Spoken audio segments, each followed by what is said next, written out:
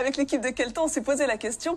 Et chez nous alors, est-ce que le climat, le chaud, le froid ont un impact sur la vie amoureuse des couples? Eh bien ça tombe bien, nous sommes avec Julie Duchemin, sexologue et architecte de l'amour. Bonjour Julie. Bonjour. Merci d'être avec nous. Alors, est-ce qu'on est comme les animaux? Ça a un impact sur nous, le chaud, le froid, le climat?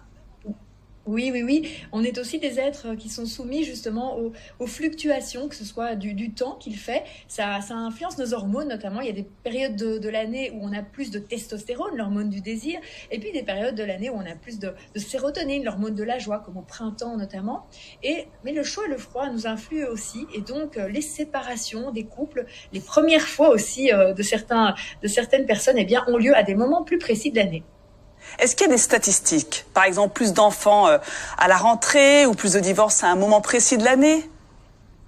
Alors, il y a peut-être plus de séparation, effectivement, selon les statistiques, en automne, au moment où la lumière baisse, mais il y a plus de dépression. Et on sait que la dépression, eh bien, ça impacte évidemment notre envie, notre désir. Et donc, souvent, la séparation peut se passer dans ces moments plus hivernaux, plus froids.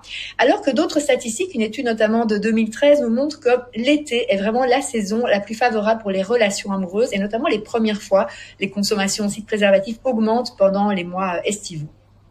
Donc le maillot de bain rapproche plus que la doudoune en hiver. Alors est-ce qu'on est vraiment...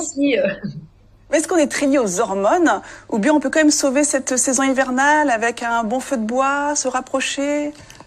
Bien sûr, nous ne sommes pas évidemment que des êtres liés à nos hormones, comme je le disais, même s'il y a plus de désir justement dans les mois d'hiver et plus de joie de vivre et d'envie au printemps. Il y a aussi tous ces facteurs, comme d'ailleurs pour ces albatros, liés justement au stress. Et à ce niveau-là, eh bien, à la fois l'été est un moment où on se détend plus, hein, donc on se rapproche plus, mais heureusement, en hiver, nous avons les fêtes. On a aussi cette envie d'être près d'un corps chaud. Il a été observé que quand on touche quelqu'un, hein, a priori, eh bien, de chaud, on a aussi plus envie de rapprochement. Donc oui, bonne idée, le feu de bois, la peau de bête ou la doudoune pour se retrouver en amoureux et éviter justement ces effets de l'hiver, du baisse de lumière qui pourrait nous donner tendance un peu à déprimer.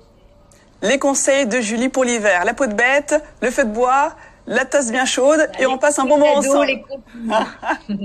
Merci beaucoup Julie Duchemin. Merci pour tous ces bons conseils. Allez, je ne me risquerai pas une transition, on va parler boudin. C'est la période des fêtes et à chaque région, ça